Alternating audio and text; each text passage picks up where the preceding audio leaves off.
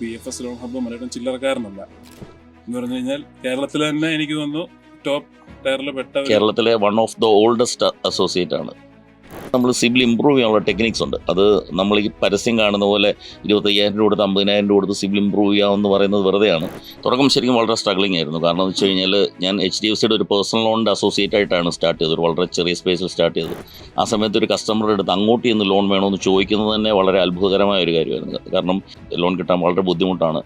ആ സമയത്താണ് നമ്മൾ ഇവിടുന്ന് അങ്ങോട്ട് ചെന്ന് ലോൺ വേണമെന്ന് ചോദിക്കുന്നത്. അപ്പോൾ ഇതൊരു ബ്ലേഡ് കമ്പനിയാണോ, ന്യൂ ജനറേഷൻ ബാങ്കുകളെയൊക്കെ ജനങ്ങൾ അറിഞ്ഞു വരുന്നുള്ളൂ. അതുകൊണ്ട് ആ ഒരു പീരീഡ് ഓഫ് ടൈമിൽ അത്യാവശ്യം നല്ല സ്ട്രഗിൾ ആയിരുന്നു ആൾക്കാരെ കൺവിൻസ് ചെയ്യാൻ. ബെഞ്ച്മാർക്ക് പോഡ്കാസ്റ്റിന്റെ ആദ്യ എപ്പിസോഡിൽ നമ്മളോടൊപ്പം അതിഥിയായെത്തുന്നത് ബെഞ്ച്മാർക്ക് മെമ്പറും PFS ലോൺ ഹബിന്റെ സാരഥിയുമായ ശ്രീ മനോജ് പി മാത്യു ആണ്. നേട്ടാ, welcome to benchmark podcast. Thank you Dave's.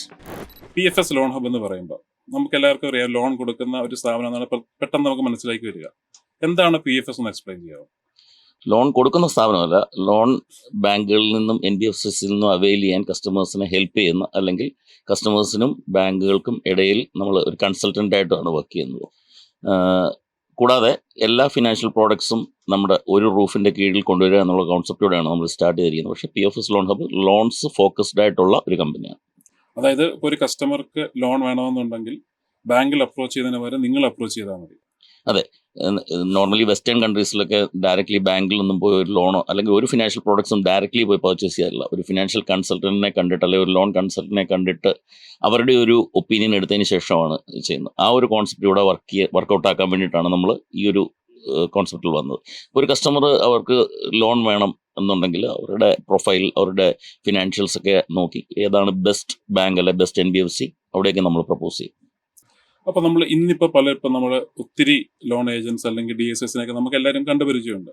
പക്ഷേ ഇത് മലയാളി ബിസിനസ്സിലേക്ക് വരുന്നത് ഒരു 2 ഡെക്കേഡ്സ് മുമ്പാണ്. അപ്പോൾ തുടക്കം എങ്ങനെയാണെന്ന് എക്സ്പ്ലെയിൻ ചെയ്യാം. തുടക്കം ശരിക്കും വളരെ സ്ട്രഗ്ലിംഗ് ആയിരുന്നു. കാരണം എന്ന് വെച്ച് കഴിഞ്ഞാൽ ഞാൻ HDFCയുടെ ഒരു പേഴ്സണൽ ലോണിൻ്റെ അസോസിയേറ്റ് ആയിട്ടാണ് സ്റ്റാർട്ട് ചെയ്തത്. വളരെ ചെറിയ സ്പേസിൽ സ്റ്റാർട്ട് ചെയ്തത്. ആ സമയത്ത് SBT, federal bank, south Indian bank അങ്ങനെയുള്ള ബാങ്കുകൾ മാത്രം ഉള്ള സമയമാണ്. അന്ന് HDFC മാത്രമേ ചെയ്യുന്നുള്ളൂ. HDFC മാത്രമേ ചെയ്യുന്നുള്ളൂ. HDFC 1999 കോട്ടയത്ത് വന്നത്. 2000 ഞാനിത് സ്റ്റാർട്ട് ചെയ്യുന്നത്. ആ സമയത്ത് ഒരു കസ്റ്റമറുടെ അടുത്ത് അങ്ങോട്ട് ചെന്ന് ലോൺ വേണമെന്ന് ചോദിക്കുന്നത് തന്നെ വളരെ അത്ഭുതകരമായ ഒരു കാര്യമായിരുന്നു. കാരണം ലോണിന് വേണ്ടി ബാങ്കുകൾ കയറി ഇറങ്ങി നടക്കുന്ന സമയമാണ്. ലോൺ കിട്ടാൻ വളരെ ബുദ്ധിമുട്ടാണ്. ആ സമയത്താണ് നമ്മൾ ഇവിടുന്ന് അങ്ങോട്ട് ചെന്ന് ലോൺ വേണമെന്ന് ചോദിക്കുന്നത്. അപ്പോൾ ഇതൊരു ബ്ലേഡ് കമ്പനിയാണോ, ന്യൂ ജനറേഷൻ ബാങ്കുകളെയൊക്കെ ജനങ്ങൾ അറിഞ്ഞു വരുന്നുള്ളൂ. അതുകൊണ്ട് ആ ഒരു പീരീഡ് ഓഫ് ടൈമിൽ അത്യാവശ്യം നല്ല സ്ട്രഗിൾ ആയിരുന്നു ആൾക്കാരെ കൺവിൻസ് ചെയ്യാൻ. എനിക്കൊന്ന് ആ ഒരു സമയം എന്ന് പറയുമ്പോഴും നമ്മൾ ഇന്ത്യ തന്നെ മൊത്തത്തിൽ എക്കോണമി ചേഞ്ച് ചെയ്ത് പ്രൈവറ്റൈസേഷൻ വന്നിരുന്ന സമയം. അതായത് ന്യൂ ജനറേഷൻ ബാങ്കുകൾ വരുന്നു, പുതിയ മൊബൈൽ സർവീസ് പ്രൊവൈഡേഴ്സ് വരുന്നു, അപ്പം അങ്ങനെ പുതിയ കാറുകൾ വരുന്നു. അപ്പോൾ ആ സമയത്ത് പുതിയ ന്യൂജൻ ബാങ്കുകൾ വരുന്നത് ഞാനിപ്പോൾ ഓർക്കുന്നു. അന്ന് ഈ ന്യൂജൻ ബാങ്കുകളല്ല, ഇപ്പോൾ HDFC, ICICI എല്ലാം നമ്മൾ ഒരു ബ്ലേഡുകാരാണ്, അല്ലെങ്കിൽ കാശ് ലോൺ തരുന്നത് വരെ സ്നേഹം, പിന്നീട് നമ്മളെ കഴുത്തറുത്ത് കാശ് മേടിക്കുന്ന ഒരു അപ്രോച്ച് ഉള്ള സമയമാണ്. അപ്പോൾ ശരിക്കും സ്ട്രഗിൾ ചെയ്തിട്ടില്ല HDFCയുടെ പ്രോഡക്റ്റ് സെല് ചെയ്യാൻ? തീർച്ചയായിട്ടും ഉണ്ട്. ഒരു ഗ്ലോബലൈസേഷൻ്റെ സമയമായിരുന്നു. ഈ പറഞ്ഞ പോലെ തന്നെ ഒരു ട്രാൻസ്ഫോർമേഷൻ. മൊബൈൽ വരുന്നു, ഫോറിൻ കാറുകൾ ഇന്ത്യയിൽ വരുന്നു. ആ സമയത്ത് തന്നെയാണ് ഈ ബാങ്കുകളും വരുന്നത്. എപ്പോഴും ഈ ബാങ്ക്സ് വരുമ്പം മറ്റ് കാർ അക്സെപ്റ്റ് ചെയ്യുന്ന പോലെ, മൊബൈൽ അക്സെപ്റ്റ് ചെയ്യുന്ന പോലെ ജനങ്ങൾ അക്സെപ്റ്റ് ചെയ്തില്ല. കാരണം അത് മണിയാണ് ഡീൽ ചെയ്യുന്നത്. അതുകൊണ്ട് തന്നെ ആ സമയത്ത് നന്നായിട്ട് സ്ട്രഗിൾ ആയിരുന്നു. ഓവർ ദ ഇയേഴ്സ് ആൾക്കാർ ഇതിനെപ്പറ്റി കൂടുതൽ പഠിച്ചതിന് ശേഷം ഒരു 2005 ഒക്കെ ആയപ്പോഴാണ് കുറച്ചുകൂടെ ഓക്കെ ആയത്. അതുവഴി നാഷണലൈസ്ഡ് ബാങ്ക്സ് ആണ് ജനങ്ങൾ ഏറ്റവും വിശ്വാസം അർപ്പിച്ചിരുന്നത്. ആ ഒരു സ്ട്രഗിൾ ഞങ്ങൾക്കുണ്ടായിരുന്നു. അപ്പം നമ്മൾ ഈ ബിസിനസ്സിന് ഒരു കാലഘട്ടം എടുത്തു കഴിഞ്ഞാൽ ഇപ്പം 2005 ശേഷമാണ് കൂടുതൽ ആൾക്കാർക്ക് ഫെമിലർ ആയെന്ന് പറഞ്ഞു. അപ്പോൾ എപ്പോഴാണ് ശരിക്കും നമുക്ക് ബിസിനസ് ഒരു ഗ്രോത്ത് കിട്ടിയത്? ഇനീഷ്യൽ സ്ട്രഗിൾ ഉണ്ടായിരുന്നു, ആൾക്കാർക്ക് ഇത് ഫെമിലർ അല്ലായിരുന്നു. അതിനുശേഷം ബിസിനസ് ഒരു ഫ്ലറിഷ് ആയ പീരീഡ് എന്ന് പറഞ്ഞാൽ ഏതൊരു കാലഘട്ടം? ഒരു 2005 മുതൽ നമുക്ക് ഒരു ഓക്കെ പീരീഡ് ആയിരുന്നു. അതിനുശേഷം നല്ലൊരു റിസഷൻ വന്നു. അന്നേരം പിന്നെയും ഡൗൺ ആയി. 2008 റിസഷൻ ഭയങ്കരമായിട്ട് ബാധിച്ചു. കാരണം ഈ കോട്ടയം കോൺസെൻട്രേറ്റ് ചെയ്ത് ഏറ്റവും കൂടുതൽ ലോൺസ് നടന്നിരുന്നത് NRI ലോൺസ് ആയിരുന്നു. അപ്പോൾ NRIസിൻ്റെ ജോബ് സ്റ്റെബിലിറ്റി ഇഷ്യൂസ് ഒക്കെ വന്നു കഴിഞ്ഞപ്പോൾ ഒരുപാട് ബുദ്ധിമുട്ടായിരുന്നു. പക്ഷേ അതുകൊണ്ട് ഞങ്ങൾക്കുണ്ടായ ഗുണം എന്താണെന്ന് വെച്ച് കഴിഞ്ഞാൽ ഞങ്ങൾ ശരിക്കും മറ്റ് പ്രോഡക്ട്സിലോട്ട് കുറച്ച് ഫോക്കസ്ഡ് ആയി. മറ്റ് ബാങ്കുകളുമായിട്ട് അസോസിയേറ്റ് ആകുന്നുണ്ട്. HDFC മാത്രം ചെയ്തുകൊണ്ടിരുന്നത് നമ്മൾ മറ്റ് ബാങ്കുകളുടെ മറ്റ് പ്രോഡക്ട്സിലേക്ക് നമ്മൾ കോൺസെൻട്രേറ്റ് ചെയ്തു. ശരിക്കും ആ റിസഷൻ പീരീഡ് കൊണ്ടാണ് ശരിക്കും അങ്ങനെ ഒരു ട്രാൻസ്ഫോർമേഷൻ ഉണ്ടായത്. ഇല്ലെങ്കിൽ ചിലപ്പോൾ നമ്മൾ HDFCയുടെ ഈ പേഴ്സണൽ ലോൺ, ബിസിനസ് ലോൺ പ്രോഡക്റ്റുമായിട്ട് മുന്നോട്ട് പോകുമായിരുന്നു. ഇന്നിപ്പം 25 വർഷത്തോളമായി PFS ലോൺ ഹബ് സ്റ്റാർട്ട് ചെയ്തിട്ട് എന്താണ് നമ്മുടെ ഒരു മേജർ അച്ചീവ്മെന്റ്സ്? നിങ്ങൾ എത്ര കസ്റ്റമേഴ്സിന് ഇതുവരെ നമ്മൾ ഹാൻഡിൽ ചെയ്തു? നമ്മളൊരു 25,000-ഓളം കസ്റ്റമർ ഡേറ്റാബേസ് നമ്മുടെ കയ്യിലുണ്ട്. കാരണം 25,000, കാരണം നമ്മളെ ഒരു 80 to 100 കസ്റ്റമേഴ്സിന് നമ്മൾ ഒരു മാസം പല പ്രോഡക്ട്സിലായിട്ട് ഡീൽ ചെയ്യുന്നുണ്ട്. ഓവർ ദി ഇയേഴ്സ് നമ്മളൊരു 25,000 കസ്റ്റമേഴ്സിൻ്റെ ഡേറ്റാബേസ് ഇതുവരെ നമ്മുടെ കയ്യിലുണ്ട്. അപ്പോൾ PFS ലോൺ ഹബ് മലയാളം ചില്ലറക്കാരനല്ല എന്ന് പറഞ്ഞു കഴിഞ്ഞാൽ കേരളത്തിൽ തന്നെ എനിക്ക് തോന്നുന്നു ടോപ്പ് ടയറിൽ പെട്ട കേരളത്തിലെ one of the oldest associate ആണ്. 27 വലിയൊരു നമ്പറാണ്. എനിക്ക് തോന്നുന്നപ്പോൾ അതിൽ നമ്മൾ ഡിസ്ബേഴ്സ് ചെയ്ത ലോൺ എമൗണ്ട് എന്ന് പറയുന്നതും വലിയൊരു ഡിപ്പെൻസ്. അത് പേഴ്സണൽ ലോൺസ് അല്ലെങ്കിൽ കാർ ലോൺസ് എന്നൊക്കെ പറഞ്ഞ് ടിക്കറ്റ് സൈസ് ചെറുതും, loan against property, home loans എന്നൊക്കെ പറയുമ്പോൾ ടിക്കറ്റ് സൈസ് കൂടിയത്, MSME ലോൺസ് നമുക്ക് കുറച്ചുകൂടെ വലിയ ടിക്കറ്റ് സൈസ്. അതുകൊണ്ട് നമുക്ക് അങ്ങനെ ഒരു ആവറേജ് ലോണിൻ്റെ ഒരു വാല്യൂ പറയാൻ പറ്റില്ല, എങ്കിൽ പോലും അതൊരു വലിയ ഫിഗർ ആയിരിക്കും. ലോണിനെ പറ്റി പറയുമ്പോൾ നമ്മുടെ എന്തൊക്കെ ടൈപ്പ് ലോൺസ് ആണ് ഇപ്പോൾ ഒരു കസ്റ്റമർ PFS എത്തിക്കഴിഞ്ഞാൽ നിങ്ങൾക്ക് ഏതൊക്കെ ടൈപ്പ് ഓഫ് ലോൺസിൽ അവരെ ഹെൽപ്പ് ചെയ്യാൻ പറ്റും? അല്ല, നമ്മൾ ഏറ്റവും കൂടുതൽ ഹാൻഡിൽ ചെയ്യുന്ന എന്ത് ടൈപ്പ് ഓഫ് ലോണുകളാണ്? എല്ലാ ലോൺസും നമ്മൾ ചെയ്യുന്നുണ്ട്. മോസ്റ്റ് കോമൺ ആയിട്ടുള്ള ലോൺ എന്ന് പറയുന്നത് ഹോം ലോണാണ്. അറിയാമല്ലോ, നമുക്ക് ഏറ്റവും ബാങ്കുകൾ പ്രൊമോട്ട് ചെയ്യുന്നതും ജനങ്ങൾക്ക് ഏറ്റവും ആവശ്യമുള്ളതായിട്ടുള്ള ലോൺ ഹോം ലോണാണ്. പിന്നെ car loans, new car loan ഉണ്ട്, യൂസ് കാർ ലോൺ ഉണ്ട്, MSME ലോൺസ് ഉണ്ട്, ലോൺ അഗൈൻസ്റ്റ് പ്രോപ്പർട്ടി ഉണ്ട്, പിന്നെ പുതിയ പ്രോജക്റ്റുകൾക്ക് സ്റ്റാർട്ടപ്സിനുള്ള ലോൺസ് ഉണ്ട്. പിന്നെ ഈ ഗവൺമെൻറ് സ്കീംസ് ഉണ്ടല്ലോ, മുദ്ര ലോൺസ്, പിന്നെ പ്രധാനമന്ത്രിയുടെ സ്കീമുകൾ, അതിനൊക്കെ നമ്മൾ ഗൈഡൻസ് കൊടുക്കുന്നുണ്ട്. ആ ലോൺ ഞങ്ങൾക്ക് പ്രോസസ് ചെയ്യാൻ പറ്റില്ല, അതിനുവേണ്ട പ്രോപ്പർ ഗൈഡൻസ് നമ്മൾ സപ്പോർട്ട് ചെയ്യുന്നുണ്ട്. അപ്പോൾ നമ്മൾ എനിക്കൊന്നും ഇപ്പം കാർ ലോൺ അല്ലെങ്കിൽ ഈ ലോൺ അഗൈൻസ്റ്റ് പ്രോപ്പർട്ടി അതെല്ലാം പേഴ്സണൽ റീറ്റെയിൽ കാറ്റഗറി ലോണുകളാണ്. ഇപ്പോൾ ബിസിനസ് ലോണുകൾ നിങ്ങളുടെ ഒരു ഫോക്കസ് ഏരിയ ആണോ, അതോ കൂടുതൽ നിങ്ങൾ റീറ്റെയിൽ ലോൺസിലാണോ ഫോക്കസ്? അല്ലല്ല, ബിസിനസ് ലോൺ ഉറപ്പായിട്ടും നമ്മുടെ ഒരു ഫോക്കസ് ഏരിയയാണ്. കാരണം ഏറ്റവും കൂടുതൽ റിക്വയർമെന്റ് ഉള്ളത് ബിസിനസ് ലോണിനാണ്. അപ്പോൾ ഈ ബിസിനസ് ലോണിന് വരുന്ന കസ്റ്റമേഴ്സിനാണ് നമ്മൾ ഏറ്റവും കൂടുതൽ എഡ്യൂക്കേറ്റ് ചെയ്യുക, അല്ലെങ്കിൽ നമ്മൾ അവരുടെ പ്രൊഫൈൽ ഏറ്റവും കൂടുതൽ പഠിച്ചതിന് ശേഷം ചെയ്യുന്നത്. കാരണം അതിൻ്റെ അകത്ത് റിസ്ക് ഫാക്ടർ കൂടുതലാണ്. അൺസെക്യൂർഡ് ബിസിനസ് ലോണും സെക്യൂർഡ് ബിസിനസ് ലോണും ഉണ്ട്. ഇതിൽ കസ്റ്റമറിന് ഏറ്റവും ആപ്റ്റ് ആയിട്ടുള്ള ലോൺ ഞങ്ങൾ പഠിച്ചതിന് ശേഷം റെക്കമെൻഡ് ചെയ്യാണ് പതിവ്. ഇപ്പം നമ്മൾ തുടക്ക കാലഘട്ടം തുടങ്ങി ഇപ്പോൾ 25 വർഷം എത്തി നിൽക്കുന്നു. ഇപ്പോൾ ആൾക്കാർ കൂടുതൽ ഫെമിലിയർ ആണെങ്കിൽ ഞാനൊരു ക്വസ്റ്റ്യൻ ചോദിക്കുകയാണ്. ഇപ്പോൾ ഒരു കസ്റ്റമറായി എന്നെ സംബന്ധിച്ചിടത്തോളം എനിക്കൊരു ബാങ്കുമായിട്ട് റിലേഷൻ കാണും, എനിക്ക് നേരിട്ട് ബാങ്കിൽ പോയി വേണമെങ്കിൽ ലോൺ എടുക്കാം. അപ്പോൾ എന്തുകൊണ്ട് ഞാൻ PFSലേക്ക് വെത്തണം, അല്ലെങ്കിൽ PFSന് എന്താ അഡീഷണൽ സർവീസ് എനിക്ക് ചെയ്യാൻ പറ്റുക? പൊതുവെ എല്ലാവരും ചെയ്യുന്ന കാര്യം അതാണ്. നമുക്ക് സർവീസ് കിട്ടിക്കൊണ്ടിരിക്കുന്ന ഒരു ബാങ്ക് ഏതാണോ അവിടെ ചെന്ന് നമുക്ക് വേണ്ട ലോൺ എന്താണെന്ന് നമ്മൾ അവിടെ ചെന്ന് കൊടുക്കും. ഒരു ഹോം ലോൺ അല്ലെങ്കിൽ ഒരു കാർ ലോൺ ആണെന്ന് വെച്ചു, സിമ്പിളായിട്ട് പറഞ്ഞൊരു കാർ ലോൺ നമ്മൾ ചെന്ന് നമ്മുടെ പ്രൈമറി ബാങ്കിങ് എവിടെയാണോ നടക്കുന്നത് അവിടെ ചെന്ന് പറയുന്നു. പക്ഷെ അവിടെ ഒരു പോളിസി പ്രകാരം ഫിറ്റ് ആകുന്ന ലോണേ നമുക്ക് കിട്ടത്തുള്ളൂ. ചിലപ്പോൾ നമുക്ക് അതിൻ്റെ 80% ഫണ്ടിങ് ആയിരിക്കും അവരുടെ മാക്സിമം തരാൻ പറ്റുന്നത് നമ്മുടെ പ്രൊഫൈൽ വെച്ചിട്ട്. ഞങ്ങൾ ചെയ്യുന്നത്, ഞങ്ങൾ സിബിലിൻ്റെ ഓതറൈസ് യൂസറാണ്. ഞങ്ങൾ ആദ്യം സിബിൽ എടുക്കും, കസ്റ്റമറുടെ ഫിനാൻഷ്യൽസ് നോക്കും, ബാങ്കിങ് നോക്കിയതിന് ശേഷം ഈ കസ്റ്റമറുടെ റിക്വയർമെൻറ്റ് അനുസരിച്ചുള്ള ലോണും ടെന്യൂറും കിട്ടാവുന്ന ബാങ്ക് ഏതാണ്, അല്ലെങ്കിൽ NBFC ഏതാണെന്ന് നമുക്ക് സജസ്റ്റ് ചെയ്യാൻ പറ്റും. അതുകൊണ്ട് ഒന്ന് കസ്റ്റമറിന് കയറി ഇറങ്ങി നടക്കേണ്ട, അല്ലെങ്കിൽ ഒരു സ്ഥലത്ത് ഇല്ലുമ്പം ഫണ്ടിങ് കുറവായിരിക്കും, അല്ലെങ്കിൽ റിജക്ഷൻ ഉണ്ടാവും, അടുത്തടുത്ത് അത് വെക്കണം. അങ്ങനെ വെക്കുമ്പോൾ സിബിൽ ഡ്രോപ്പ് ആവുന്നുള്ള ഒരു റീസൺ, സമയം ഒരുപാട് പോവും. ഇതെല്ലാം ഒഴിവാക്കാൻ പറ്റും. പിന്നെ നമുക്ക് റേറ്റ്സ് പോലും നമ്മൾ കൂടുതൽ വോളിയം ചെയ്യുന്നതുകൊണ്ട് നമുക്ക് ബാങ്കിൽ ഒരു റേറ്റ്, ഒരു നെഗോഷിയേഷനുള്ള ഒരു സ്കോപ്പ് എപ്പോഴും ഉണ്ട്. കസ്റ്റമേഴ്സിന് വേണ്ടി നിങ്ങൾ ബാങ്കിലൊരു തീർച്ചയായിട്ടും കസ്റ്റമേഴ്സിന് വേണ്ടി, അതെ ഉറപ്പായിട്ടും അങ്ങനെയാണ്. കസ്റ്റമേഴ്സിന് വേണ്ടിയിട്ട് നമ്മൾ എപ്പോഴും ബാങ്കുമായിട്ട് നെഗോഷിയേറ്റ് ചെയ്യും. അപ്പോൾ പറഞ്ഞു നമ്മൾ കസ്റ്റമേഴ്സിന് നമ്മൾ കൊടുക്കുന്ന സേവനങ്ങളെ പറ്റി പറഞ്ഞു. അപ്പോൾ നമ്മൾ എപ്പോഴെങ്കിലും ഈ ലോണിന്റെ ആവശ്യമായിട്ട് ബന്ധപ്പെട്ട് നിങ്ങളെ ഫിസിക്കലി വിസിറ്റ് ചെയ്യേണ്ട ആവശ്യമുണ്ടോ? ഇല്ല, നമ്മൾ ഏറ്റവും വലിയൊരു പ്രത്യേകത അതാണ്. നമുക്ക് കസ്റ്റമേഴ്സ് ഒരു പ്രാവശ്യം പോലും ബാങ്കിലോ ഞങ്ങളുടെ ഓഫീസിലോ വരേണ്ട ആവശ്യം വരുന്നില്ല. ഒരു പ്രാവശ്യം പോലും വരണ്ട. നമ്മുടെ സ്റ്റാഫ് ഒന്നുകിൽ കസ്റ്റമറിനെ ഡോർ സ്റ്റെപ്പിൽ സർവീസ് ചെയ്യും, അല്ലെങ്കിൽ ചില ബാങ്കുകളുടെ ചില പ്രോഡക്ട്സ് നമുക്ക് ഓൺലൈൻ തന്നെ ആപ്ലിക്കേഷനും എടുക്കാം, എഗ്രിമെന്റേഷനും ചെയ്യാം. ഒരിക്കൽ പോലും കസ്റ്റമർ എന്തായാലും ബാങ്കിലോ ഞങ്ങളുടെ ഓഫീസിലോ വരേണ്ട ആവശ്യം വരാറില്ല. നമ്മളൊക്കെ എക്സ്പീരിയൻസ് ചെയ്തിരിക്കുന്ന ലോണിന് ആവശ്യത്തിനായിട്ട് പല പ്രാവശ്യം ബാങ്കിൽ പോകുന്നു, നമ്മൾ പല പ്രതിസന്ധികൾ നേരിടുന്നു, കിട്ടാണ്ട് വരുന്നുള്ളതാണ്. അപ്പം മലയാളം പറയുന്നത് PFS ലോണിന് വേണ്ടി ഒരു കസ്റ്റമർ എത്തിക്കഴിഞ്ഞാൽ നമുക്ക് നമ്മുടെ ഓഫീസിലോ വീട്ടിലോ ഇരുന്ന് നിങ്ങളെ വിളിക്കുന്നു, നിങ്ങളുടെ ടീം ബാക്കി ഹാൻഡിൽ ചെയ്യുന്നു. അതെ, നമുക്ക് അത് മാത്രമല്ല, നമുക്ക് അവർക്ക് മൾട്ടിപ്പിൾ ഓപ്ഷൻസ് കൊടുക്കാം. ഒരേ പ്രോഡക്റ്റിൻ്റെ മൾട്ടിപ്പിൾ ബാങ്കുകളുടെ ഓപ്ഷൻസ് കൊടുക്കാം. അവർക്ക് അതിൽ നിന്ന് ബെസ്റ്റ് പിക്ക് ചെയ്യാം. നമ്മൾ സജസ്റ്റ് ചെയ്യും, അവർക്ക് അതിൽ നിന്ന് ബെസ്റ്റ് പിക്ക് ചെയ്യാം. അപ്പം നമ്മൾ പലപ്പോഴും ലോണിന് ആവശ്യത്തിനായിട്ടൊരു ബാങ്കിൽ പോകുമ്പോൾ നമുക്ക് ടൈം ഡിലേ വലിയൊരു പ്രശ്നമാണ്. അതായത് ഇതിനൊരു പ്രോസസ്സ് ഉണ്ടല്ലോ. കാരണം നമ്മൾ ആദ്യം ചെല്ലുന്നു, എന്ത് ലോണാണെന്നൊരു സജഷൻ നമുക്ക് കിട്ടുന്നു, അപ്പോൾ അതിനെന്ത് ഡോക്യുമെന്റ്സ് വേണമെന്ന് പറയും, നമ്മളതിനെ കളക്ട് ചെയ്യാൻ വേണ്ടി കുറച്ചാണ് നടക്കുന്നത്, ഇത് കൊടുക്കുന്നു. ഇത് ടൈം ടേക്കിംഗ് പ്രോസസ്സാണ്. അപ്പോൾ പലപ്പോഴും പലരുടെയും വിചാരം ഇത് പെട്ടെന്ന് 2 ആഴ്ചകൾ 1 മാസം കിട്ടുന്നു എന്നുള്ളതായിരിക്കും. അപ്പോൾ ആൾക്കാർ റെസ്റ്റ്ലെസ് ആവാൻ തുടങ്ങും ഒരു പോയിന്റ് കഴിയുമ്പോഴത്തേക്കും. അപ്പോൾ നിങ്ങളുടെ ഒരു ഡെലിവറി പ്രോസസ്സ് എത്ര ഫാസ്റ്റാണ്? നിങ്ങളുടെ ജനറൽ ടാറ്റ് ഒക്കെ എത്രയാണ്? ന്യൂ കാർ ലോൺ ആണെങ്കിൽ 1 day, 1 ഡേയിൽ ലോൺ കൊടുക്കും. യൂസ് കാർ ലോൺ ആണെങ്കിൽ 45 minutes. 45 minutes. നമുക്ക് ഡോക്യുമെന്റേഷൻ കംപ്ലീറ്റ് ചെയ്ത് കിട്ടിയാൽ 45 minutes ചെയ്യാം. ഈവൻ ലോൺ അഗൈൻസ്റ്റ് പ്രോപ്പർട്ടി അല്ലെങ്കിൽ ഹോം ലോൺ ആണെങ്കിൽ അതാണ് കുറച്ച് ഡിലേ വരുന്നത്. കാരണം ലീഗലി ചെയ്യണം, വാല്യുവേഷൻ എടുക്കണം. എങ്കിൽ പോലും വിത്തിൻ 10 days നമുക്ക് ഫുൾ പ്രോസസ് കംപ്ലീറ്റ് ചെയ്യാൻ പറ്റും. കാർ ലോൺ കേസിൽ ഇപ്പം നമ്മൾ അതായത് ഒരു ആപ്ലിക്കേഷൻ തന്നൊരു ചായ കുടിച്ച് വരുന്ന സമയം കൊണ്ട് 45 minutes നമുക്ക് അപ്രൂവൽ ലോൺ റെഡി ആവും. അതെ. അപ്പോൾ നമ്മൾ ഈ സർവീസുകൾ കൊടുക്കുമ്പോൾ നമ്മൾ ഒത്തിരി സർവീസുകൾ കസ്റ്റമേഴ്സിന് വേണ്ടി കൊടുക്കുന്നുണ്ട്. ഇത് നിങ്ങൾ ഫീസ് ചാർജ് ചെയ്യുന്നുണ്ടോ? ഇല്ല, അത് വേറൊരു കാര്യം. ഞങ്ങൾ ഫിനാൻഷ്യൽ കൺസൾട്ടേഷനും ഒരു ഫീസും ഈടാക്കാറില്ല. ഈ ലോൺസ് ചെയ്യുന്നതിന് കസ്റ്റമറിൽ നിന്ന് ഞങ്ങൾ 1 രൂപ പോലും മേടിക്കാറില്ല. അതായത് നമ്മുടെ ഒരു അബ്സല്യൂട്ട് product- ഫ്രീ സർവീസ് ആണ് അത്. ഇപ്പം ഈ കൺസൾട്ടേഷന് ശേഷം കസ്റ്റമർ വേറെ പോയി ലോൺ എടുക്കുകയോ ബാങ്കിൽ ഡയറക്റ്റ് പോയി എടുത്താൽ പോലും ഞങ്ങൾ അതിന് 1 രൂപ പോലും ഫീസ് വാങ്ങിക്കാറില്ല. അപ്പൊ നമ്മുടെ ഒരു പ്രൊഡക്റ്റിന് പോലും നമ്മൾ കസ്റ്റമേഴ്സിൽ നിന്ന് ഫീസ് ചാർജ് ചെയ്യുന്നില്ല. ഇല്ല. ചാർജ് ചെയ്യാനാണ് നമ്മൾ ഈ സേവനങ്ങൾ കൊടുക്കുന്നത്. അതെ, ചാർജ് ചെയ്യാതാണ് സേവനങ്ങൾ കൊടുക്കുന്നത്. അപ്പൊ നമ്മൾ ശരിക്കും PFS പറ്റി പറഞ്ഞു കഴിഞ്ഞാൽ കസ്റ്റമേഴ്സിനെ നമ്മൾ ഫീസ് ചാർജ് ചെയ്യുന്നില്ല, നമ്മൾ ഫാസ്റ്റ് ആയിട്ട് ലോൺ ഡെലിവറി ചെയ്യാൻ അവരെ ഹെൽപ്പ് ചെയ്യുന്നു. അതായത് ബേസിക്കലി ലോൺ എടുക്കാനുള്ള, നേരത്തെ നമ്മൾ സൂചിപ്പിച്ചതുപോലെ ഒരു ആൾക്ക് ഒരു ലോൺ വേണമെന്നുണ്ടെങ്കിൽ എലിജിബിൾ ആയ ഒരു കസ്റ്റമർക്ക് നിങ്ങളൊരു മുന്നിലിപ്പോൾ ഒരാൾ ഞാനിട്ട് നിന്ന് അതിൻ്റെ ഏറ്റവും അനുയോജ്യമായ ബാങ്ക് ഏതെന്ന് കണ്ടുപിടിച്ച് ഏത് പ്രൊഡക്റ്റ് ആണെന്ന് കണ്ടുപിടിച്ച് ആ കസ്റ്റമർ വേണ്ട ലോൺ നമ്മൾ വീട്ടിലെത്തിച്ചു കൊടുക്കും. അതെ അതെ. അല്ലേ? അതിൻ്റെ അകത്ത് ഈ എലിജിബിലിറ്റിയുടെ കാര്യം പറഞ്ഞപ്പോഴാണ് ചില ആൾക്കാർക്ക് ബാങ്കിൽ നിന്ന് ലോൺ എടുക്കാനുള്ള എലിജിബിലിറ്റി കാണത്തില്ല. അവർ NBFCസിലോട്ട് പോകാനുള്ള അറിവും കാണത്തില്ല. അങ്ങനെയുള്ള കേസിൽ NBFCs കുറച്ച് റിസ്ക് എടുത്തും ലോണുകൾ ചെയ്യും, പ്രൊവൈഡഡ് ഇൻട്രസ്റ്റ് റേറ്റ് കുറച്ച് കൂടുതലായിരിക്കും. അപ്പം ഞങ്ങൾ അങ്ങോട്ടും കറക്റ്റായിട്ട് ഗൈഡ് ചെയ്ത് ബാങ്കിൽ കിട്ടാത്ത ലോൺസ് NBFCs മേടിച്ചു കൊടുക്കാറുണ്ട്. നമ്മൾ ഈ ലോണിന്റെ കാര്യം വരുമ്പോൾ അല്ലെ ബാങ്കിങ് കാര്യം വരുമ്പോൾ ഒത്തിരി നമുക്കൊരു തെറ്റിദ്ധാരണകളുണ്ടാവും. ഇപ്പൊ ജനറലി കസ്റ്റമേഴ്സ് ഇപ്പോൾ ഒരു ലോണിന് വേണ്ടി വരുമ്പോൾ നമ്മൾ പൊതുവിൽ ഉണ്ടാക്കുന്ന മിസ്റ്റേക്കുകൾ, അതായത് ലോണിന് വരുമ്പോൾ എന്നുള്ള രീതിയിലല്ല, നമ്മൾ ആ ഹിസ്റ്ററിയിൽ നമ്മുടെ ട്രാക്ക് റെക്കോർഡിൽ ഒത്തിരി മണ്ടത്തരങ്ങളിൽ നമ്മൾ കാണിച്ചിട്ടുണ്ടാകും. ജനറലി കണ്ടുവരുന്ന കോമൺ മിസ്റ്റേക്സ് എന്തൊക്കെയാണ്?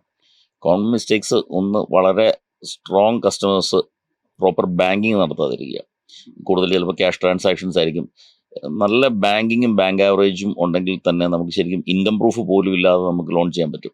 ഒരു നല്ല ബാങ്ക് ആവറേജ് മെയിൻറ്റെയിൻ ചെയ്യുന്ന കസ്റ്റമർ, അതായത് ലോൺ EMIയുടെ 1 ടൈം അല്ല 2 ടൈംസ് ബാങ്ക് ആവറേജ് ഉണ്ടെങ്കിൽ, ആവറേജ് എന്ന് പറഞ്ഞാൽ എപ്പോഴും അല്ല, അതൊരു 6 months അഗ്രിഗേറ്റ് എടുക്കുന്നത്, ആവറേജ് എടുക്കുന്നത്. അതിൽ നമുക്ക് ഒരു ലോൺ EMI ഇപ്പം 10 ലക്ഷം രൂപ ലോൺ എടുക്കുന്നു, അതിൻ്റെ EMIയുടെ ആവറേജ് മെയിൻറ്റെയിൻ ചെയ്യുന്നുണ്ടെങ്കിൽ നമുക്ക് ശരിക്കും വേറൊരു ഇൻകം പ്രൂഫിൻ്റെ പോലും ആവശ്യം വരുന്നില്ല. അപ്പം പൊതുവെ നല്ല പ്രൊഫൈലുള്ള ആൾക്കാർ പോലും ആ ഒരു കാര്യം ചെയ്യാറില്ല, നല്ലൊരു ആവറേജ് മെയിൻറ്റെയിൻ ചെയ്യാറില്ല.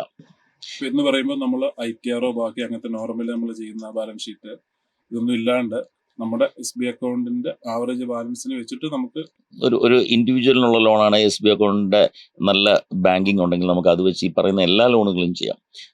അതല്ല ഒരു ബിസിനസ് ഫേം ആണെങ്കിൽ കറണ്ട് അക്കൗണ്ടിൻ്റെ ബാലൻസ് വെച്ചിട്ട് ചെയ്യാം. പക്ഷേ ഒരു ഹ്യൂജ് എമൗണ്ടിലോട്ട് പോകുമ്പം ഉറപ്പായിട്ടും നമുക്ക് ഇൻകം സോഴ്സ് വേണം, IT റിട്ടേൺസ്, GST അങ്ങനെയുള്ള കാര്യങ്ങളെല്ലാം വേണം. ഇപ്പോൾ പലപ്പോഴും ഈ ലോണിന് വേണ്ടി നമ്മൾ എത്തുമ്പോൾ അണ്ടർ പ്രിപ്പയർഡ് ആയിട്ടായിരിക്കും പലരും എത്തുക. അതായത് നമുക്ക് കറക്റ്റായിട്ട് ബിസിനസ്സിൽ ബുക്സ് മെയിൻറ്റെയിൻ ചെയ്തിട്ടില്ല, അല്ല ITR ഫയൽ ചെയ്തിട്ടില്ല, അല്ല ഉള്ള ITRൽ പ്രോഫിറ്റ് കുറവാണ്. അപ്പോൾ ഒരു വർഷത്തിലോ 2 വർഷത്തിലോ ഒരു ലോൺ എടുക്കാൻ പ്ലാൻ ചെയ്യുന്ന ഒരാൾ, ഒരു ബിസിനസ് എന്ത് അഡ്വൈസ് ആണ് മുന്നോട്ട് കൊടുക്കാനുള്ളത്? എൻ്റെ അത് 2 പാർട്ടുണ്ട്. ഒന്നിപ്പം ഈ പറഞ്ഞ പോലെ ഒരു ബിസിനസ് ഉണ്ട്, പക്ഷേ ബുക്സ് ഓഫ് അക്കൗണ്ട് ഇല്ല, അല്ലെങ്കിൽ ITR ഫയൽ ചെയ്യുന്നില്ല. അങ്ങനെയുള്ള കേസിൽ നമുക്കൊരു 50 lakhs വരെയുള്ള ഹോം ലോൺസ്, അല്ലെങ്കിൽ ഒരു 10 lakhs വരെയുള്ള കാർ ലോൺസ് ഒക്കെ നമുക്ക് ബിസിനസ് ക്രെഡിറ്റ് ഡയറക്റ്റ്ലി വന്ന് അസസ് ചെയ്തിട്ട് കൊടുക്കും. ഒരു ഇൻകവും വേണ്ട. ഒരു ലാൻഡ് ടാക്സ് ഉണ്ടെങ്കിൽ നമുക്ക് ആ ബിസിനസ് സ്ഥാപനത്തിൽ വന്നിട്ട് ബിസിനസ് പ്രോപ്പറായിട്ട് നടക്കുന്നതാണ്, ഇൻകം ഫയൽ ചെയ്യാത്തതാണ്. അതിന് റെസ്പോണ്ട് ആയിരിക്കാം, അല്ലെങ്കിൽ എന്തെങ്കിലും മറ്റു റീസൺ കൊണ്ട് ഫയൽ ചെയ്തെങ്കിൽ പോലും നമുക്കത് ചെയ്യാം. പിന്നെ ഇപ്പോൾ 2 വർഷം കഴിഞ്ഞ് നമ്മളൊരു വീട് പണിയാനോ അല്ലെങ്കിൽ ഒരു മേജർ സ്കെയിലപ്പിന് വേണ്ടി ഒരു ലോൺ എടുക്കാൻ പ്രിപ്പയർഡ് ആണോ എന്നുണ്ടെങ്കിൽ, ഒന്നും നമ്മൾ മെയിൻലി ബാങ്ക് ട്രാൻസാക്ഷൻ നന്നായിട്ട് നടക്കണം. 3 വർഷത്തെ ITR ആണ് മോസ്റ്റ്ലി എല്ലാ ലോൺസിനും വേണ്ടത്. 2 വർഷത്തെയാണല്ലോ നമുക്ക് ചെയ്യാം. പക്ഷേ അത് കറക്റ്റായിട്ടുള്ള സമയത്ത് അടച്ചിരിക്കണം, വിത്തിൻ ദ ടൈം അടച്ചിരിക്കണം. ചിലരിപ്പം ലോൺ എടുക്കുന്ന സമയത്ത് ഓടിപ്പോയി 1 മാസത്തിൽ 2 വർഷത്തെ ITR 3 വർഷത്തെ ITR എടുത്തുകൊണ്ട് വരും. അത് ബാങ്കിനത് നോക്കുമ്പോൾ തന്നെ അറിയാം ലോണിന്റെ പർപ്പസിനാണ്. അപ്പോൾ അത് ഒട്ടും വാലിഡിറ്റി ഇല്ല അതിന്. പല ബാങ്കുകൾക്കുണ്ട് ഇത്ര ടൈം ഗ്യാപ്പിനുള്ളിൽ മിനിമം 6 months ഗ്യാപ്പിലും വേണം 2 ITR തമ്മിൽ. അതായത് ഒരു വർഷത്തെ ഫയൽ ചെയ്തപ്പോൾ ലോണിന് വേണ്ടി ഞാൻ ഇപ്പോൾ ഒന്ന് ഫയൽ ചെയ്ത് അടുത്ത ആഴ്ച ഫയൽ ചെയ്താൽ കൗണ്ട് ചെയ്യത്തില്ല. പിന്നെ ഉള്ള ഇമ്പോർട്ടൻറ്റ് കാര്യം സിബിൽ എന്നുള്ളതാണ്. വളരെ കാഷ്വലായിട്ട് സിബിലിനെ ഹാൻഡിൽ ചെയ്യുന്ന ആൾക്കാർ ഒത്തിരി പേരുണ്ടെന്ന് പറഞ്ഞു കഴിഞ്ഞാൽ പേ ലേറ്റർ ഉള്ള ഒത്തിരി ആപ്സ് ഉണ്ട്.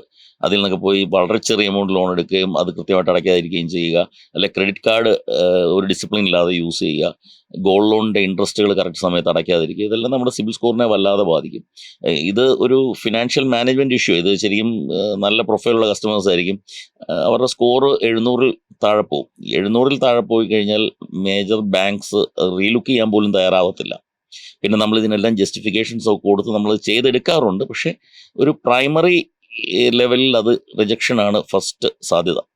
സിബിലിനെ പറ്റി പറഞ്ഞപ്പോൾ പലപ്പോഴും നമ്മളിപ്പോൾ വേറെ എല്ലാ രീതിയിലും ഞാൻ എലിജിബിൾ ആണ്, എനിക്കിപ്പോൾ ഒരു സെക്യൂരിറ്റി ഉണ്ട്, അല്ലെങ്കിൽ ഒരു ഇൻകം ഉണ്ട്, ഇങ്ങനത്തെ റെക്കോർഡ്സും ഉണ്ട്. പക്ഷെ ചിലപ്പോൾ ബാങ്കിൽ ചെന്ന് കഴിയുമ്പോൾ എൻ്റെ സിബിൽ സ്കോർ മോശമാണ്. അപ്പോൾ പലപ്പോഴും അതിന് കാരണം എന്ന് വെച്ച് കഴിഞ്ഞാൽ ഒന്നുകിൽ പണ്ട് എപ്പോഴും എടുത്തിരുന്ന എഡ്യൂക്കേഷൻ ലോണിനകത്തുള്ള 1000 രൂപ 500 രൂപ ബാലൻസോ, അതല്ലെങ്കിൽ ക്രെഡിറ്റ് കാർഡിന്റെ എപ്പോഴെങ്കിലും നമ്മൾ ഈ ഡിസ്പ്യൂട്ടഡ് ആയിട്ട് എടുക്കുന്ന എമൗണ്ട് ഒക്കെ ആയിരിക്കും. ഇതിൽ പലപ്പോഴും കോമൺ നടക്കുന്ന വിഷയമാണല്ലോ. അപ്പം എങ്ങനെ നമുക്ക് ഒരു സിവിൽ എന്റെ സ്കോർ ഇനി മോശമാണെങ്കിൽ നമുക്ക് എങ്ങനെ സിവിൽ സ്കോർ ഇമ്പ്രൂവ് ചെയ്യാൻ പറ്റും? ഈ പറഞ്ഞ കേസിൽ എഡ്യൂക്കേഷൻ ലോണാണ് ഏറ്റവും കൂടുതൽ ഓവർ ഡ്യൂസ് ആയിട്ട് അല്ലെങ്കിൽ അടയ്ക്കാതെ കിടക്കുന്നത്. അത് ഒരു കുറച്ച് വർഷങ്ങൾ മുമ്പുള്ളതാണ്. അതിനുശേഷം കസ്റ്റമർ കറക്റ്റായിട്ടൊക്കെ പോയി സ്കോർ നന്നായിട്ട് പോവുകയാണെങ്കിൽ അത് വലുതായിട്ട് കൺസിഡർ ചെയ്യാറില്ല. ഇനി അതല്ല, ഡെലിബറേറ്റ്ലി നമ്മൾ ഇത് അടയ്ക്കാതിരിക്കുന്ന പല ലോണുകളുണ്ടെങ്കിൽ സ്കോർ വളരെ മോശമായിരിക്കും. അങ്ങനൊരു അവസ്ഥയിൽ നമുക്ക് തൽക്കാലം ലോൺ കിട്ടത്തില്ല. നമ്മൾ ഈ കിടക്കുന്ന ഓവർ ഡ്യൂസ് എന്തായാലും ക്ലിയർ ചെയ്യണം. ഫസ്റ്റ് തിങ് നമ്മൾ ഓവർ ഡ്യൂസ് ക്ലിയർ ചെയ്യണം. സെക്കൻഡ്, നമ്മൾ സിബിൽ ഇമ്പ്രൂവ് ചെയ്യാനുള്ള ടെക്നിക്സ് ഉണ്ട്. അത് നമ്മൾ ഈ പരസ്യം കാണുന്ന പോലെ 25,000 രൂപ കൊടുത്ത് 50,000 രൂപ കൊടുത്ത് സിബിൽ ഇമ്പ്രൂവ് ചെയ്യാമെന്ന് പറയുന്നത് വെറുതെയാണ്. ഇനി സിബിൽ എന്ന് പറയുന്ന സിവിൽ ഇമ്പ്രൂവ് ചെയ്യാൻ പറ്റില്ല. സിവിൽ ഇമ്പ്രൂവ് ചെയ്യാനായിട്ട് എൻ്റെ അറിവിലില്ല. ഇനി ചിലപ്പോൾ സിബിൽ എന്ന് പറയുന്ന പർട്ടിക്കുലർ കമ്പനിയിൽ എന്തെങ്കിലും ഇൻഫ്ലുവൻസ് ഉണ്ടെങ്കിൽ ചിലപ്പോൾ അത് ഇമ്പ്രൂവ് ചെയ്യാൻ പറ്റുമായിരിക്കും. പക്ഷേ സിബിൽ എന്ന് പറയുന്നത് 5 കമ്പനികളിൽ ഒന്ന് മാത്രമാണ്. അതുപോലെ തന്നെ ഇക്വിഫെക്സ്, അങ്ങനെ പല കമ്പനികളുണ്ട് ഈ ക്രെഡിറ്റ് സ്കോർ റേറ്റ് ചെയ്യുന്നത്. എല്ലാ ബാങ്കുകളും 3 കമ്പനിയെങ്കിലും റെഫർ ചെയ്തതിന് ശേഷമാണ് ഒരു ലോൺ കൊടുക്കുന്നത്. അപ്പോൾ സിവിൽ സ്കോർ മാത്രം ഇമ്പ്രൂവ് ആയതുകൊണ്ട് നമുക്ക് ലോൺ കിട്ടത്തില്ല, ഫസ്റ്റ് തിങ്. പിന്നെ സിബിൽ നമ്മൾ വളരെ ഓർഗാനിക്കായിട്ട്, വളരെ മോശം സിബിലാണ്, ഒരു 1-2 വർഷം കൊണ്ടേ നമുക്കത് നന്നാക്കി എടുക്കാൻ പറ്റുള്ളൂ. അത് നമ്മളൊരു ക്രെഡിറ്റ് കാർഡ് എടുക്കുക എന്ന് പറഞ്ഞാൽ നമുക്ക് സിവിൽ മോശമാണ്, ക്രെഡിറ്റ് കാർഡ് കിട്ടത്തില്ല. നമ്മളപ്പോൾ ഒരു 50,000 അല്ലെ 25,000 രൂപ FD ഇട്ടതിന് ശേഷം അതിൻ്റെ ഒരു 80% നമുക്ക് അതിൽ ലീൻ ചെയ്തൊരു ക്രെഡിറ്റ് കാർഡ് കിട്ടും. ഈ ക്രെഡിറ്റ് കാർഡ് വളരെ പ്രോപ്പറായിട്ട് യൂസ് ചെയ്യുക. 1 ഇയർ നമ്മൾ പർച്ചേസ് ചെയ്യണം. അത് മിനിമം എമൗണ്ട് അല്ല, ഫുൾ എമൗണ്ട് തന്നെ ഡേറ്റിന് അടച്ച് 1 വർഷം പോയി കഴിയുമ്പോൾ നമ്മുടെ ക്രെഡിറ്റ് സ്കോർ ഇമ്പ്രൂവ് ആവും. അത്യാവശ്യം ഒരു റീപേയ്മെൻറ്റ് ട്രാക്കായിട്ട് കൺസിഡർ ചെയ്യും. പിന്നെ നമുക്കൊരു കൺസ്യൂമർ ലോൺ കിട്ടും, അതിനുശേഷം ഒരു 2 വീലർ ലോൺ കിട്ടും. ട്രാക്കുകൾ ഉണ്ടായി കഴിയുമ്പോൾ ബാങ്ക്സ് മനസ്സിലാക്കും ഇയാൾ ഒരു റീപേയ്മെൻറ്റ് ഹാബിറ്റിലോട്ട് തിരിച്ചു വന്നിട്ടുണ്ട് എന്ന് മനസ്സിലാക്കുന്ന പൊസിഷൻ മുതൽ നമുക്ക് അടുത്ത ലോണുകൾ കിട്ടാൻ തുടങ്ങും. നമ്മളിപ്പോൾ ഈ ലോണുകളിലേക്ക് നമ്മൾ ഒരു ലോൺ കൺസിഡർ ചെയ്യുന്ന സമയത്ത് നമ്മൾ ജനറൽ കേൾക്കുന്ന ഒരു കാര്യമാണ് ഹൗസിംഗ് ലോൺ. നമ്മൾ ഏറ്റവും കൂടുതൽ ടേം നമുക്ക് കിട്ടുന്നത് ഹൗസിംഗ് ലോണാണ്. 30 years വരെ നമുക്ക് ഹൗസിംഗ് ലോണിന് റീപേയ്മെന്റ് പീരീഡ് ഉണ്ട്. അപ്പോൾ പലരുടെ ഒരു സംശയമാണ്, ഞാൻ ഒത്തിരി ഇൻട്രസ്റ്റ് അടയ്ക്കുന്നുണ്ട്. അതായത് 1 കോടി രൂപയ്ക്ക് ഒരു ഹൗസിംഗ് ലോൺ എടുത്തു കഴിഞ്ഞാൽ ഏതാണ്ട് ഒരു 1.5 കോടി 2 കോടി രൂപ എടുത്ത് നമ്മൾ ഇൻട്രസ്റ്റ് അടയ്ക്കേണ്ടി വരും. അപ്പോൾ അത്രയും ഇൻട്രസ്റ്റ് അടയ്ക്കുന്ന ഒരു പ്രശ്നമാണ്. അപ്പോൾ അതേസമയം അതിന് മറ്റൊരു വാദം കൂടെ ഉണ്ട്. അതായത് ഏറ്റവും ലോ കോസ്റ്റിൽ കിട്ടുന്ന ലോണാണ്, അതായത് നമുക്ക് ഇൻട്രസ്റ്റ് റേറ്റ് വളരെ കുറവായിരിക്കും. അപ്പം അതുകൊണ്ട് നമുക്ക് കൂടുതൽ വീടാണ് ഇൻട്രസ്റ്റ് അടച്ചാലും കുഴപ്പമില്ല എന്നൊരു വാദമുണ്ട്. അപ്പം എന്താണ് മനോഹരന്റെ അഭിപ്രായം അതിനകത്ത്? അത് 2 രീതിയിൽ കാണാം അതിനെ. ഒന്ന്, ഈ പറഞ്ഞ ലോങ് ടേം ലോണാണ്. നമ്മളൊരു അസറ്റ് ക്രിയേറ്റ് ചെയ്യുന്നു, നമ്മളൊരു വീട് വെക്കുന്നു, അതിനുവേണ്ടി ഒരു 1 കോടി രൂപ നമ്മൾ ലോൺ എടുക്കുകയാണെങ്കിൽ 25 വർഷം കൊണ്ട് നമ്മൾ അടയ്ക്കുമ്പോൾ അത് 2.5 കോടി രൂപ ലോൺ അടയ്ക്കേണ്ടി വരും. അതായത് 1.5 കോടി രൂപ ഇൻട്രസ്റ്റ് വരും. നമ്മൾ അങ്ങനെ ചിന്തിക്കുമ്പം നമുക്ക് ചിലപ്പം ഈ നമ്മൾ ഉണ്ടാക്കിയ അസറ്റിന് അത്രയും അപ്രീസിയേഷൻ ഉണ്ടായോ എന്ന് തന്നെ സംശയമാണ്. പക്ഷെ നമുക്കൊരു യൂസ്ഫുൾ ആയിട്ടുള്ളൊരു കാര്യമല്ല, നമുക്കൊരു നീഡാണ് ഒരു വീടെന്നുള്ളത്. അപ്പോൾ അങ്ങനെ കൺസിഡർ ചെയ്യുമ്പം ഇൻട്രസ്റ്റ് ഓക്കെ. പിന്നെ രണ്ടാമതായിട്ട് നമ്മൾ ഈ പറയുന്ന 8.5% കൂടുതൽ ഒരു ഇൻകം നമുക്ക് ജനറേറ്റ് ചെയ്യാൻ പറ്റുന്നുണ്ടെങ്കിൽ അതായാലും ഓക്കെയാണ്. നല്ലൊരു ഇൻവെസ്റ്റ്മെന്റ് ഓപ്ഷൻ നമുക്ക് ഉണ്ടെങ്കിൽ നമുക്ക് കൺസിഡർ അതെ, നമ്മൾ ആ ഫണ്ട് യൂസ് ചെയ്ത് ഒരു ബിസിനസ് ചെയ്ത് ഇതിൽ കൂടുതൽ നമുക്ക് ഇൻകം ഉണ്ടാക്കാൻ പറ്റുന്നുണ്ടെങ്കിൽ ഓഫ് കോഴ്സ് ലോൺ എടുക്കുന്നതിൽ തെറ്റൊന്നുമില്ല. നമ്മൾ ഈ ലോൺ എടുക്കാൻ വേണ്ടി ഒരാൾ ശ്രമിക്കുമ്പോൾ ചിലപ്പോൾ ഏറ്റവും അത്യാവശ്യമുള്ളൊരു സമയത്ത് എനിക്ക് ബിസിനസ്സിൽ ഭയങ്കര ടൈറ്റാണ്, അതല്ലെങ്കിൽ ക്യാഷ് ഫ്ലോ ഭയങ്കര ഇഷ്യൂവിലാണ്, ഞാൻ ലോണിന് വേണ്ടി ശ്രമിക്കുകയാണ്. അപ്പോൾ ഉള്ള പ്രശ്നം എന്ന് വെച്ച് കഴിഞ്ഞാൽ ഇത് അസസ് ചെയ്യുമ്പോൾ എനിക്ക് ഇൻകത്തിന് എലിജിബിലിറ്റി ഇല്ല, അല്ലെങ്കിൽ എനിക്ക് സെക്യൂരിറ്റി കൊടുക്കാനില്ല. അപ്പോൾ പലപ്പോഴും ഏറ്റവും അത്യാവശ്യമുള്ള സമയത്തായിരിക്കും ഒരാൾക്ക് ലോൺ കിട്ടാൻ ഏറ്റവും പാട്. ഇങ്ങനത്തെ ഒരു സാഹചര്യങ്ങൾ നമ്മൾ ഉണ്ടാവാണ്ടിരിക്കാൻ, അതല്ലെങ്കിൽ ഒരു ഫിനാൻഷ്യൽ പ്ലാനിങ് അഡ്വൈസ് നിലയിൽ ബിസിനസ്സുകാരോട് ജനറലായിട്ടെന്ന് പറയാനുള്ളത്? പൊതുവെ ഈ സിറ്റുവേഷൻ ഒരുപാട് ബിസിനസ്സുകാർ ഫേസ് ചെയ്യുന്നുണ്ട്. കാരണം നമ്മുടെ അടുത്ത് വരുന്ന ഒരുപാട് ബിസിനസ് ക്ലയൻസ് വരുന്നത് ഒരു ലോൺ കൺസോൾട്ടേഷന് വേണ്ടിയിട്ടാണ്. കാരണം ഒരുപാട് ലോൺസ് കാണും, അത് മാറ്റിയുള്ള ഒരു സിംഗിൾ ലോൺ എടുക്കാൻ. ആ സമയത്ത് ആ സിംഗിൾ ലോൺ കിട്ടത്തില്ല, കാരണം അയാളുടെ കറണ്ട് EMI എന്ന് പറയുന്നത് അയാളുടെ ഇൻകത്തിനെക്കാട്ടി വളരെ കൂടുതലായിരിക്കും. അപ്പോൾ ആ ഒരു സിറ്റുവേഷൻ ഉണ്ടാകാതെ നോക്കുക എന്ന് പറയുന്നത് ആ കസ്റ്റമറുടെ തന്നെ ഉത്തരവാദിത്തമാണ്. കാരണം നമ്മുടെ ഇൻകത്തിനനുസരിച്ചുള്ള ലോൺസ് എടുക്കാവുള്ളൂ, ഫസ്റ്റ് തിങ്. രണ്ടാമത്, നമ്മുടെ ബിസിനസ് ലോൺസ് പൊതുവെ ആൾക്കാർ എടുക്കുന്നതെന്ന് പറഞ്ഞാൽ ഇമ്മീഡിയറ്റ് ഫണ്ട് നുള്ള ആവശ്യമായിരിക്കും. ഇപ്പോൾ ഏറ്റവും പെട്ടെന്ന് കിട്ടുന്നിടത്തുനിന്ന് പോയി റേറ്റ് പോലും നോക്കാതെ എടുക്കും. EMI ബേർഡൻ ഭയങ്കര കൂടുതലായിരിക്കും. പക്ഷെ അങ്ങനെയല്ല, ബിസിനസ് ലോൺ ഒരുപാട് ഓപ്ഷൻസ് ഉണ്ട്. അത് കൃത്യമായ ഒരു കൺസൾട്ടേഷനോട് കൂടി എടുക്കുന്നതെങ്കിൽ അങ്ങനെ ഒരു ബേർഡനിലോട്ട് വരത്തില്ല. കാരണം നമ്മുടെ കസ്റ്റമേഴ്സിനെല്ലാം നമുക്ക് ഈ പറഞ്ഞ 25 വർഷത്തിൻ്റെ അകത്ത് നമ്മൾ ഡീൽ ചെയ്തുകൊണ്ടിരിക്കുന്ന കുറേ കസ്റ്റമേഴ്സ് ഉണ്ട്. അവരുടെ എല്ലാ ബിസിനസ് ലോണുകളും ഓഡീസും എല്ലാം നമ്മൾ കൃത്യമായിട്ട് ഹാൻഡിൽ ചെയ്യുന്നുണ്ട്. അപ്പോൾ നമ്മൾ ഒരു കടക്കണിയിലോട്ടാണ് പോകുന്നതെന്ന് തോന്നിക്കഴിഞ്ഞ് കഴിഞ്ഞാൽ ചിലപ്പോൾ അവർക്കൊരു ഹോം ലോൺ ഉണ്ടായിരിക്കും, നമുക്ക് അതൊന്ന് ടോപ്പ് അപ്പ് ചെയ്ത് കൊടുത്തു കഴിഞ്ഞാൽ അവരുടെ അവരുടെ പ്രശ്നങ്ങൾ തൽക്കാലം പരിഹരിക്കാവുന്നതായിരിക്കും. അങ്ങനെ അല്ലെങ്കിൽ ഒരു കാർ ലോൺ ടോപ്പപ്പ് ഉണ്ട്. ഒരു കാറിൻ്റെ ലോൺ റൺ ചെയ്തുകൊണ്ടിരിക്കുകയാണ്, അതിൻ്റെ വാല്യുവേഷന് 200% വരെ കൊടുക്കാവുന്ന സ്കീമുണ്ട്. ഒരു ബിസിനസ് ലോണിലോട്ട് പോകാതെ ഇങ്ങനെയുള്ള കാര്യങ്ങളൊക്കെ ചെയ്ത് നമുക്ക് ചിലപ്പം മേക്കപ്പ് ചെയ്ത് കൊണ്ടുവരാൻ പറ്റും. അല്ലെങ്കിൽ ഗവൺമെൻറ് ലോൺസ് ഉണ്ട്, ഗവൺമെൻറ് സ്കീംസ്, ഒരു മുദ്രാ ലോൺ എന്നുള്ള ഓപ്ഷൻ കാണും. ഇതൊന്നും അല്ലാതെ ഓടിപ്പോയി ഒരു ബിസിനസ് ലോൺ എടുക്കുകയും അതിൻ്റെ EMI ബേർഡനായിട്ട് വരികയും ചെയ്യുന്ന ഒരു സിറ്റുവേഷനാണ് പലപ്പോഴും ഉണ്ടാകുന്നത്. ഈ കാർ ലോൺ ടോപ്പിനെ പറ്റി പറഞ്ഞപ്പോൾ നമ്മൾ അത് ഈ കാർ ലോൺ പോലെ നമുക്ക് ഫാസ്റ്റ് ആയിട്ട് പ്രോസസ് ചെയ്യാൻ പറ്റുന്നൊരു ലോണാണോ? അതെ, അതൊരു 5 days കൊണ്ട് നമുക്ക് ചെയ്യാൻ പറ്റും. ഈ 5 days എന്ന് പറയുന്നത് നമുക്ക് ഈ ലോൺ അപ്രൂവ് ആയി കഴിഞ്ഞിട്ട് എക്സിസ്റ്റിംഗ് ലോൺ ക്ലോസ് ചെയ്തിട്ട് ബാക്കി പൈസയാണ് കസ്റ്റമറിലേക്ക് കിട്ടുന്നത്. കാറിൻ്റെ വാല്യുവേഷൻ 10 ലക്ഷം ആണെങ്കിൽ 20 ലക്ഷം രൂപയാണ് ലോൺ വരുന്നത്. അപ്പം പ്രൈമറി ലോൺ എവിടെയാണോ ഉള്ളത് ആ ലോൺ ക്ലോസ് ചെയ്ത് ബാക്കി പൈസ കസ്റ്റമറിന് കിട്ടും. അപ്പോൾ ആ പ്രോസസ്സിന് ഒരു ടൈം എടുക്കും. അപ്പോൾ പെട്ടെന്ന് കാശിന് ആവശ്യം വരുന്ന ബിസിനസ്സുകാരനെ സംബന്ധിച്ചിടത്തോളം ടോപ്പ് എന്നുള്ള നല്ലൊരു ഓപ്ഷനാണ്. കാരണം ബിസിനസ് ലോണിന്റെ റേറ്റ്സിലോട്ട് പോകത്തില്ല, അതിൽ താഴെയുള്ള റേറ്റ് ആണ്. പിന്നെ ഓൾറെഡി നമ്മൾ കാർ ലോൺ അടച്ചുകൊണ്ടിരിക്കുകയാണ്, അതിന്റെ കൂട്ടത്തിൽ ഒരു അഡീഷനേ വരുള്ളൂ. പിന്നെ ടെന്യൂർ ആണെങ്കിലും 5 years വരെ കിട്ടും. ബിസിനസ് ലോണിന് മോസ്റ്റ്ലി 3 years ടെന്യൂർ വരുന്നത്. അപ്പോൾ EMI ബർഡൻ കൂടുതലായിരിക്കും. ഇപ്പോൾ നേരത്തെ പറഞ്ഞു നമ്മൾ ലോണിന്റെ കൺസോൾട്ടേഷനെ പറ്റി പറഞ്ഞു. അപ്പോൾ നമുക്ക് പലപ്പോഴും ഞാനും ഫിനാൻഷ്യൽസ് ഒക്കെ പലരുടെയും കാണുന്നതാണ്, ഒത്തിരി ലോണുകൾ കാണും, പലതും അടച്ചു തീരാറായിട്ടിരിക്കുന്നതും. പക്ഷേ EMI ഹൈ ആയിരിക്കും. കാരണം നേരത്തെ തൊട്ട് അടച്ചു വരുന്ന EMI ഇപ്പോഴും കണ്ടിന്യൂ ചെയ്യുന്നു. അതല്ലെങ്കിൽ ഹയർ ഇൻട്രസ്റ്റ് ഇരിക്കുന്ന കുറേ ലോണുകൾ ഉണ്ടാവും. ഒരു പക്ഷേ ഇവർക്ക് ഇതെല്ലാം കൂടെ കൺസോൾട്ടേറ്റ് ചെയ്ത് കഴിഞ്ഞാൽ EMI ബർഡൻ ഭയങ്കരമായിട്ട് കുറയ്ക്കാൻ പറ്റും. ചിലപ്പോൾ 10 ലക്ഷമുള്ള 5 ലക്ഷമായിട്ട് കുറയും. അപ്പോൾ അങ്ങനെ കാര്യങ്ങൾ നിങ്ങൾ ഹെൽപ്പ് ചെയ്യുന്നുണ്ടോ? അങ്ങനെയുള്ള കാര്യങ്ങൾ ഹെൽപ്പ് ചെയ്യുന്നുണ്ട്. ഈ കൺസോൾട്ടേഷൻ ശ്രമിക്കേണ്ടത് അങ്ങനൊരു സിറ്റുവേഷനിലോട്ട് എത്തിയിട്ടല്ല. നമ്മളൊരു ലോൺ എടുത്ത് അല്ലെങ്കിൽ ഒരു 3-4 ലോൺ എടുത്തു, ഓക്കെ, നമ്മൾ ഓക്കെ ആയിട്ട് പൊക്കോണ്ടിരിക്കുന്ന സമയത്ത് നമ്മൾ കൺസോൾട്ടേഷൻ ചെയ്യാനാണ് ഈസിയാണ്. അന്നേരം നമുക്ക് ചെയ്യാൻ പറ്റും. ഇപ്പം ഇതുപോലൊരു നമ്മൾക്ക് എന്ന് പറഞ്ഞാൽ നമ്മുടെ ഇൻകവും EMI-യുമായിട്ട് ഏകദേശം 1:1 റേഷ്യോ നിൽക്കുന്ന സമയത്ത് കൺസോൾട്ടേഷൻ ഇച്ചിരി പാടാണ്. കാരണം ബാങ്കുകൾ ടേക്ക് ഓവർ ചെയ്യുമ്പം അവർ നോക്കുന്നതെന്ന് പറഞ്ഞു കഴിഞ്ഞാൽ ഈ ലോൺ എടുക്കുന്ന ഒരു ഹാബിറ്റുള്ള ഒരു ക്രെഡിറ്റ് ഹങ്കറി കസ്റ്റമർ ആണെന്നുള്ള ഒരു ഫീലിംഗ് വന്നു കഴിഞ്ഞാൽ ഒരു പുതിയ ലോൺ കൊടുക്കാൻ ഇച്ചിരി ബുദ്ധിമുട്ടാണ്. സ്റ്റിൽ നമ്മളത് വേറൊരു രീതിയിൽ ചെയ്യും. കണ്ടീഷൻ അപ്രൂവൽ എടുക്കും. അതായത് ഇപ്പോൾ ഒരു 25 ലക്ഷം രൂപ കണ്ടീഷണൽ അപ്രൂവൽ ചെയ്യുന്നു. അതിൽ നിന്ന് ആ ബാങ്കിൽ നിന്ന് തന്നെ നമ്മൾ DD മേടിച്ചിട്ട് ഈ ലോൺസ് ക്ലോസ് ചെയ്ത് ബാക്കി പൈസ കസ്റ്റമറിന് കൊടുക്കുക, അങ്ങനെ ചെയ്യാറുണ്ട്. ഒരു കണ്ടീഷൻ അപ്രൂവൽ എടുത്ത് നമ്മൾ കൺസോൾട്ടേറ്റ് ചെയ്യാറുണ്ട്. അപ്പോൾ കസ്റ്റമർ ഒരിക്കലും ആ കാശ് കൈ കിട്ടത്തില്ല, മറ്റ് ലോൺ ക്ലോസ് ചെയ്യാനേ പറ്റുള്ളൂ. അപ്പോൾ വളരെ യൂസ്ഫുൾ ആയിട്ടൊരു സർവീസാണ് ബിസിനസ്സുകാരെ സംബന്ധിച്ചോളം. അപ്പോൾ നമ്മളൊരു ബിസിനസ്സുകാരനായിക്കോട്ടെ ഒരു സാധാരണക്കാരനായിക്കോട്ടെ PFSൽ എത്തിക്കഴിഞ്ഞാൽ നമുക്ക് ലോണുമായിട്ട് ബന്ധപ്പെട്ടിട്ടുള്ള കൺസൾട്ടേഷൻ കിട്ടും. ഒരു റൈറ്റ് പ്രോഡക്റ്റ് ഒരു റൈറ്റ് ഫിനാൻഷ്യൽ ഇൻസ്റ്റിറ്റ്യൂഷനിൽ നിന്നും കിട്ടാനായിട്ട് PFS നമ്മളെ ഹെൽപ്പ് ചെയ്യും. അതെ.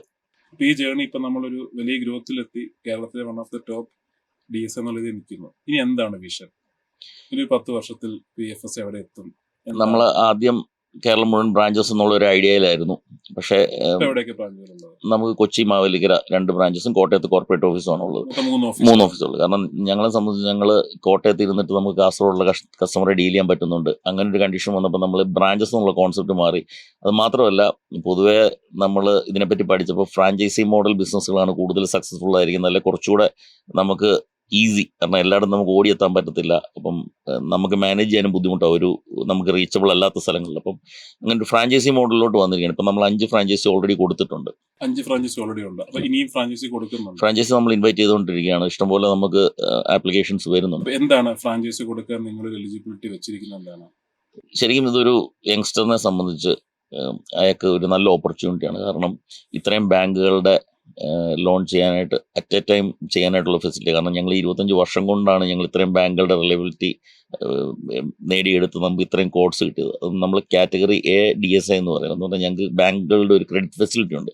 അത് 3 crore 4 crore ഒക്കെ വെച്ച് എല്ലാ ബാങ്കുകളുടെയും ഉണ്ട്. അത് ഒരു ഹൈ എൻഡ് ഫെസിലിറ്റി നമുക്കുണ്ട്. അപ്പം കസ്റ്റമറിന് ഒരു ഡിലേയും വരുന്നില്ല ഫണ്ട് കൊടുക്കാൻ. ഈ ഓപ്പർച്യൂണിറ്റി ഒക്കെ ഒരു യങ്സ്റ്ററിന് കിട്ടുക എന്ന് പറഞ്ഞാൽ ബുദ്ധിമുട്ടാണ്. പുതുതായിട്ടൊരു അസോസിയേറ്റ് ബാങ്കിൻ്റെ ആയി കഴിഞ്ഞാൽ കുറേ വർഷം നിന്ന് ബാങ്കിന് ട്രസ്റ്റ് ആയി കഴിഞ്ഞാൽ ഈ ക്രെഡിറ്റ് ഫെസിലിറ്റി ഒക്കെ കിട്ടത്തുള്ളൂ.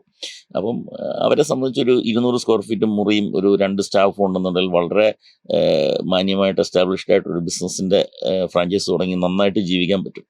അതായത് ഒരു ഫിനാൻഷ്യൽ സെക്ടറിൽ ഒരു ആപ്റ്റിറ്റ്യൂഡും 200 സ്ക്വയർ ഫീറ്റ് സ്ഥലവും അതെ ഹാർഡ് വർക്ക് ചെയ്യാൻ റെഡി ആണെങ്കിൽ PFSന്റെ ഫ്രാഞ്ചൈസ് അതെ അപ്പോൾ കരിയർ നല്ലൊരു കിക്ക് സ്റ്റാർട്ടിനുള്ളൊരു ഓപ്പർച്യൂണിറ്റി നിങ്ങൾ കൊടുക്കുന്നത്. അതെ.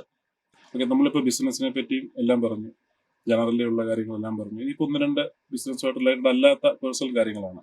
നമ്മൾ ഈ ഒരു ജേർണി, നമ്മൾ ബിസിനസ് ജേർണി ഇത്രയത്തിൽ നിൽക്കുന്നു, അപ്പം സക്സസ്ഫുൾ ആയിട്ട് റെക്കഗ്നൈസ് ആക്കപ്പെടുന്നു.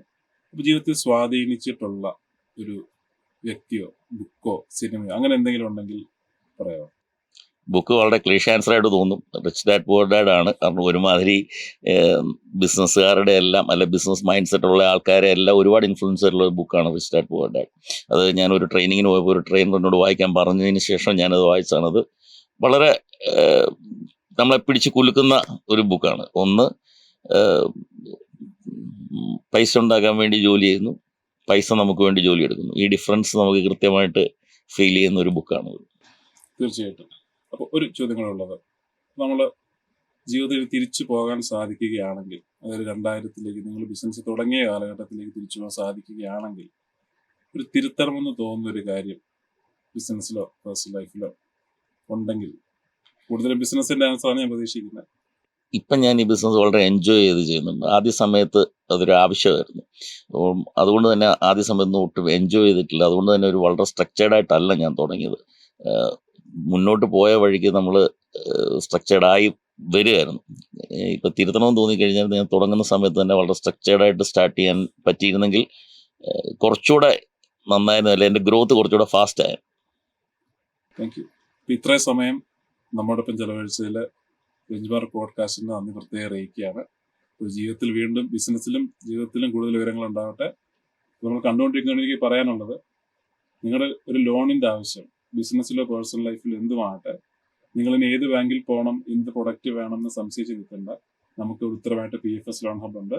നിങ്ങൾ എല്ലാ വിധത്തിനും ഹെൽപ്പ് ചെയ്യാൻ വിത്തൗട്ട് ചാർജിങ് എനി ഫീസ് PFSന്റെ മനോജേട്ടനും അവിടുത്തെ സ്റ്റാഫും നിങ്ങളോടൊപ്പം ഉണ്ട്. Thank you. ബെഞ്ച്മാർക്ക് പോഡ്കാസ്റ്റിന്റെ ആദ്യ എപ്പിസോഡോട് അവസാനിക്കുകയാണ്.